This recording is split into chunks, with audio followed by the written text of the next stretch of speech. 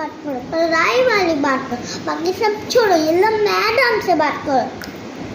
Hello, अरे madam तुम क्या जानो, ना ना ना उसी बच्चों की देखो, ना ना ना क्योंकि इनसे परेशान हो, ना ना ना स्कूल की छुट्टी कर दो, ना ना ना।